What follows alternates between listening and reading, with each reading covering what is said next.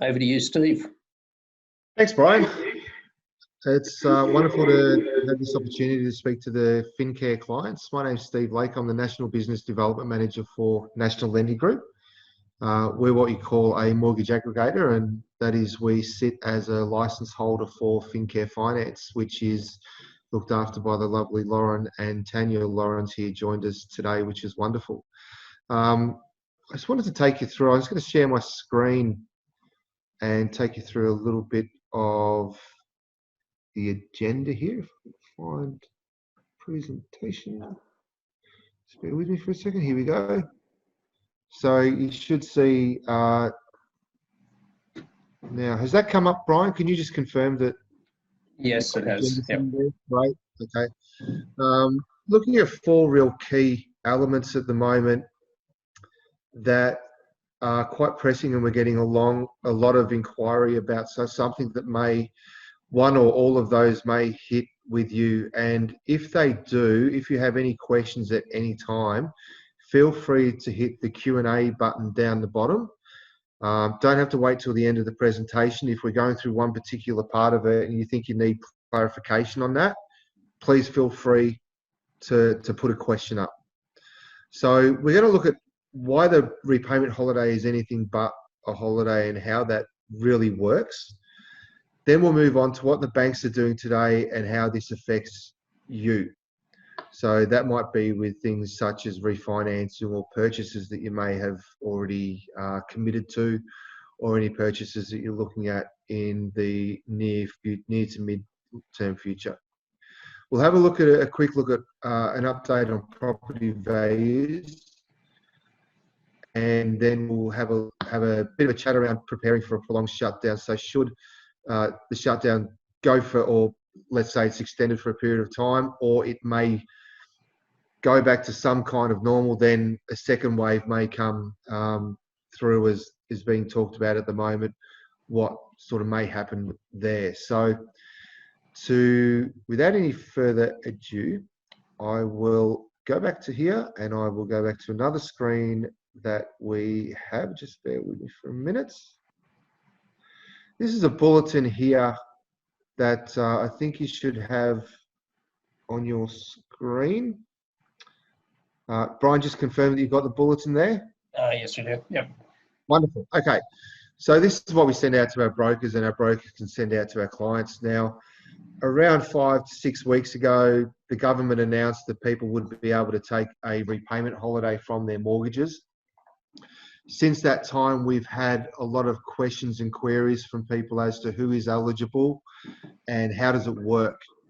Now, there were a few misconceptions going around that it was an actual repayment holiday where you just wouldn't have to make repayments for up to 6 months on your mortgage.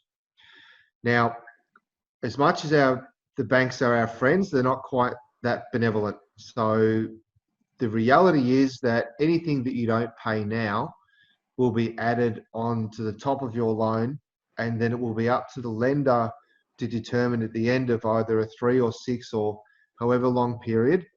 At this stage, it's between 3 and 6, as to whether the loan will be extended or the repayments will be increased. Now, for you, that means a couple of different things. If we have a look at what the majors are doing at the moment, we can see with the Commonwealth Bank, their home loan repayments will remain the same as before the pause, but the loan term is extended. So they will also make a one-time payment. CBA will also make a one-time payment intended to offset the interest on interest charged to customers receiving a home loan deferral for 6 months. So what in effect they're trying to do is they're trying to help people manage through this so that at the end of it, you're not in too bad a cash flow situation. Westpac's a little bit different, where their home loan repayments increase after the pause, but the loan term remains the same. Now, Westpac's offering a 3-month pause with an option for a further 3 months after the review. Again, if you've got questions, if you're a Commonwealth Bank account holder, home loan customer, feel free to chime in with any questions that you might have. National Australia Bank home loan repayments increase after the pause, but the loan term remains the same. And ANZ gives customer option of keeping the loan term the same or extending it by 6 months with a review at 3 months. Either option is likely to see mortgage repayments increase after the pause. So it's very important to understand that once this 6-month period is over, you still got to pay that interest because nothing's for free. So if we look at the cost of a 6-month pause on a $400,000 loan balance with 25 years remaining, if the loan term remains the same, the bank's going to pick up about an extra $6,000 in interest.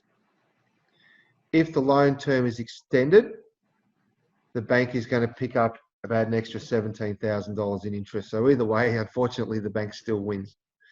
However, if you do need to take a repayment holiday, it is highly advised that you consult with the broker first. So either it be Lauren or Tanya. And the reason is this.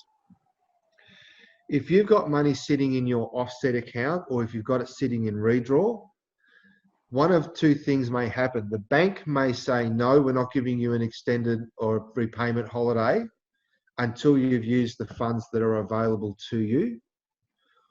Or alternatively and potentially worse, they may actually give you the repayment holiday for 6 months, but they may freeze your redraw or your offset. So you need to work out, we need to understand why you're looking to get a repayment holiday if that's the way that you want to go, a path you want to go down. And from there, we need to work out what is the best solution for you as an individual. Now, the banks will arbitrarily grant you a repayment holiday if you request it. They've been instructed by the government to do so. However, let's say, for instance, as an example, you might have $30,000 or $40,000 sitting in your redraw or in an offset account that you might want to keep access to just in case we have a prolonged lockdown or shutdown. You might be advised to take that out and park that in another bank account somewhere else and then go for your hardship or go for your 6 months so that you've got the cash flow sitting there. Now, you would then need to work out what's the interest cost on that 30 odd or 40,000 or whatever it is that you wanted to take out and park aside and see whether that's actually worth it. But for your peace of mind, in terms of having cash flow set aside, especially if you're in an industry which is potentially vulnerable, you might want to have that money sitting aside and also have the repayment holiday so you get the best of both worlds, because what we want to make sure is that for your individual circumstances, you're getting the best possible outcome that you can, and not just a blanket approach, which is unfortunately what's happening for a lot of people at the moment. So tips for reducing the impact: try and pay off some of your loan during the pause. So if you do have a bit of cash flow available, try and make some kind of repayment so you don't get caught too far behind. When the pause finishes, see if you can make extra repayments to catch up as quickly as possible if you're in a position to do so. Negotiate a lower interest rate with your bank. What we're finding a lot of our clients are doing at the moment on a national basis are they're actually coming to us talking about the repayment holiday, and in the meantime, we're either going to their bank and getting their bank to reduce their interest rate further, or we're refinancing and taking them to another lender, which there's a crossover when your loan's approved to when your new loan's approved and your old loan is closed. That can actually give you 1 or 2 months breathing space anyway. And there are some banks doing some what they call rebates. So as an example, we've got lenders that are doing $4,000 cash back for a refinance. Now, $4,000 might give you an extra couple of months. By the time you've refinanced it and it's gone through, it might have another couple of months off repayment. And that could give you potentially 4 months of free repayments for the cost of zero. The other side of that is that it might give you an opportunity to maybe access a buffer as well, to if you've got equity in your property, to get some cash out just in case things go for a little bit longer than anticipated. So it is really critical that you talk to a broker. Of course, we recommend Lauren and Tanya. I would be reluctant to send a client to a bank to have a discussion about this situation, because the banks will do what's best for the banks. We will do what's best for you. That's what we've always done, as most of you will know. So at least have a chat to Lauren or Tanya if you can. Are there any questions on this at the moment? Is that clear, or has anybody got any experiences they have seen that sort of goes against this, or causes, I guess, brings up more questions? If not, we'll move on to the next phase. Just a reminder that you should be able to type a question. So yeah, if you have anything, just type it and I'll pass that on. Excellent. Okay, so I'm going to go to the next part of the presentation, which is what the banks are doing today and how this affects you. So bear with me.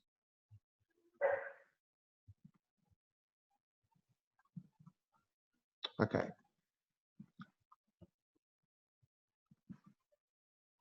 So what we've got here is a bit of a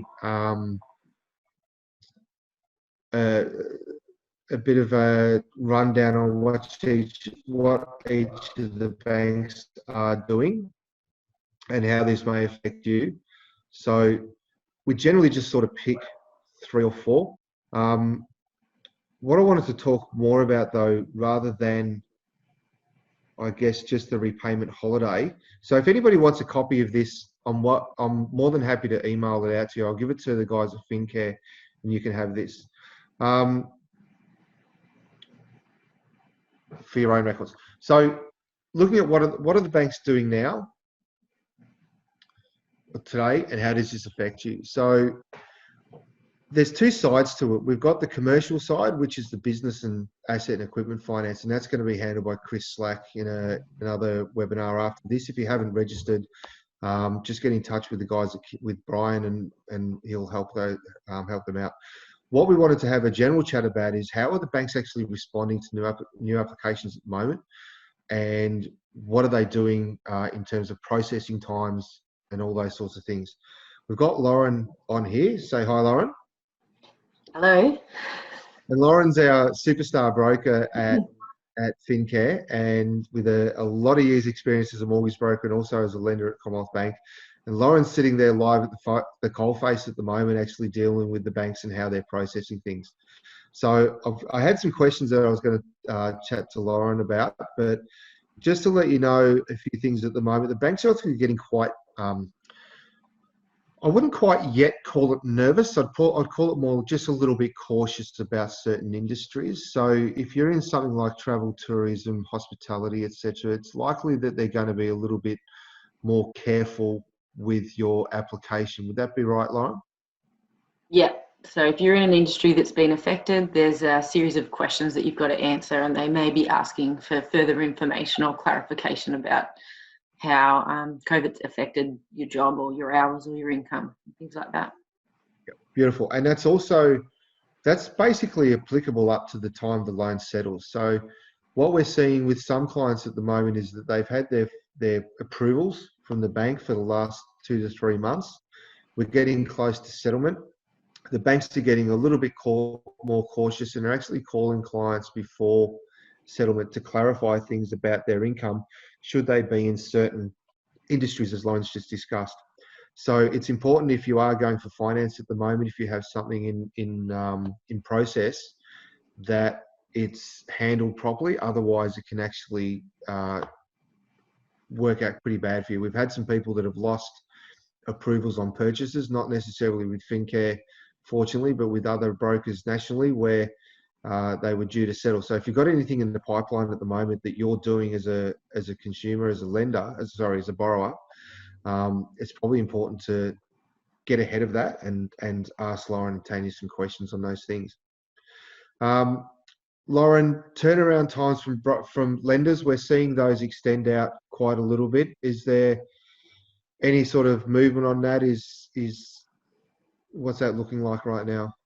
It really just varies from lender to lender, depending on what their rates and specials are at the time as to how busy they are. Some 3 days, 3 business days, which is great, and others are extending out to 30. A lot of the lenders have lost their call centres, so they're a bit harder to get in contact with. You've got people working from home and things like that. So things are moving a little bit slower than what they were prior. We've got a question that's come up from Dennis. Dennis, thanks for this question, and it's a great question. So here's the devil in the detail. The question is, but if you have unconditional approval, and surely the bank can't refuse to finance the purchase on settlement. The process is they give you what's called an unconditional letter of offer. Now, the devil is in the detail, and the banks have a clause in every contract, and every lender has a clause that should they find something out prior to settlement, they have the ability to withdraw that approval or that letter of offer or that offer document at any stage prior to settlement without notice and without any explanation even. So theoretically, they could arbitrarily strike a line through every pending settlement and face no repercussions or consequences whatsoever. Now, they're unlikely to do anything silly like that because they are in a business of making money and they do want to charge you interest. They do want you paying interest. However, if they find that somebody is in hospitality for instance, and that their employment has been adversely affected, and they believe that the client would have trouble making those loan repayments and it could potentially put them into hardship, not only is the bank willing to do that under what you would call a sound business decision, they're also obligated to under responsible lending guidelines set out by the government. So if the bank was to willingly settle on a loan that they knew was likely to put somebody into hardship, they would be liable pretty much for the financial mess that would follow. So that's why they're willing and able to withdraw those loans. And unfortunately, it puts the mess squarely back onto the client's lap. So whether they've exchanged contracts and deposits, they are likely to lose those deposits. What happens after that is probably going to end up in courts, or people are just going to have to accept that they've lost money at this stage. So it's very, very, very important to understand your obligations, but also very important to know how to make sure that you're dealing with the banks properly, and that's why using a broker is critical. There's a case that happened last week. A lady who's self-employed and owns a hairdressing salon put on her Facebook account that she was shutting the salon. She was moving the salon from the shop to home because that was the deal that she had with the landlord. And the lender saw that on Facebook as they were trolling through and doing their checks. And yes, they do check social media. It's very common now for lenders to check social media to make sure that things are kosher. And the loan was pulled pre-settlement. Now, fortunately, there were other circumstances that overturned that decision. But as consumers and borrowers, it's important that you have a really good overview of what's happening there.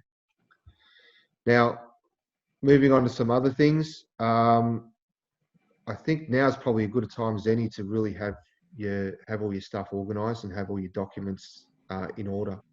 Speed of processing is going to be critical. So if you're looking to access finance and maybe get some cash out or purchase or refinance, it's really important that you have everything together.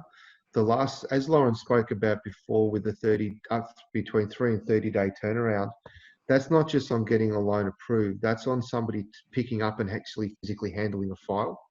So if you go to somewhere that's got let's say, mid-range 15-day turnaround time, I put the deal in today and it's picked up on, say, the 7th of April or maybe the 18th of April. If I don't have all the documents that I need, it goes for another 15 days as they request more documents. Is that right, Lauren? Not maybe 15, but yes, it will. They refer it back to you, and then you've got to get the documents back to them, and then there's another time period to wait, and then they pick it up again. But it does slow the process. Yeah, and if somebody's got a 30-day turnaround from pickup, they've likely got a very elongated time on the back end. If they've got 3 days, they're probably in a good spot. So it's important to understand if you are going to go through any borrowing that you look at those issues as well.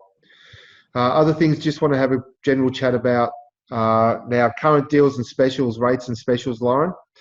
How are we've got some rebates from some lenders and some good fixed rates at the moment. Yep, so there's some great rates and specials out there at the moment, and depending on circumstances and what type of loan that you're looking for, you could be looking at a home loan rate around 2.09, that's a fixed rate, or an investment rate of as low as 2.49. Some lenders also got cash rebates between 1,000 and up to 4,000, depending on the lender and the loan type. So there's some, they're all trying to get loans. They just want to make sure that they've ticked all their boxes before they approve them. Yep. But yeah, they which is great for, business.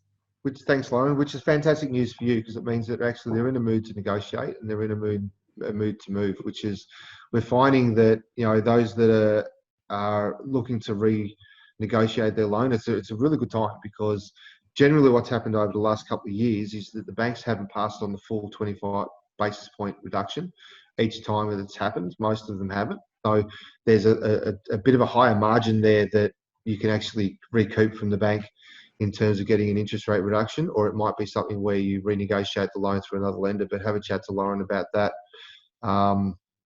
Another important thing is it's hard to spend money at the moment. I guess most people are in that boat where we're able to tighten the belt by default. So if you can get yourself really in order with your budgeting, it's going to help come the future, I guess, when things ease off a little bit. If you're in an industry that is secure and safe, or if you're self-employed and you're in your business is still vibrant and thriving at this point in time, as we move on to the next period, the next discussion point, which is property, the property market, it may be an opportunity for you to actually prepare to pick up some bargains. What those bargains are going to mean, in a sense, we're not quite sure yet, but I'll just share this with you that has come through today. So just bear with me for one moment.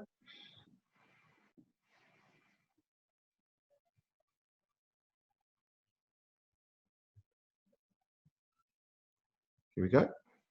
So Brian just confirmed that we've got a Macquarie Wealth Management research document in front of us. We certainly do. Yep. Magnificent. Great. So a couple of points, discussion points. The longer the economic and social disruption, etc., the greater will be the risk of the effects on housing. The tipping point is, Macquarie believe the tipping point is longer than 6 months. Longer than 6 months, given most support measures are in place for at least that long. So as long as the support measures with the government can hold out, it won't be too drastic. However, we don't know what the outlook is like, and it depends on which politician you listen to, unfortunately. Point two, the established housing sales volumes are falling sharply, remain depressed at least until the social distancing measures are relaxed. They penciled in a 50% decline in turnover. We saw on the weekend, it's probably more of a 70 to 80% decline in turnover, which I think in Victoria, where I am based, there was about less than 90 sales, which is pretty low on the weekend, and it's not a great position at the moment. So point three takes us to dwelling price growth has always moved closely with turnover. So the more that turnover, the quicker the wheels spin, the better the property market generally performs. The slower it is, prices generally come back. So if that correlation continues in coming months, it will be a sizable price declines. Macquarie's economic team is now forecasting a 5% decline in national prices through year end. Now, this is based on the 7th of April. Since then, we've spoken to a couple of valuers, one being Greville Pabst from WPP Valuers. Greville's a 30-year veteran in the valuation industry. He's probably about sort of saying similar to this, that housing prices are likely to decline. He's sort of thinking by sort of the time we're out of this in 6 months, if this sort of takes us through to to September, when the property market really picked up again, looking at anywhere between a 10 and 20% drop off in housing prices. So that could have a flow-on effect, and the flow-on effect that it potentially could have is more with the lenders than anywhere else, and the lenders becoming a little bit going from cautious to nervous, because as the property prices fall, their ability to recoup losses falls with that property value. So as an example, if I bought a property 3 months ago and I paid, we're talking round figures because that's easy for me, paid $1 million for the property, and I had a $900,000 loan on it, so a 90% loan.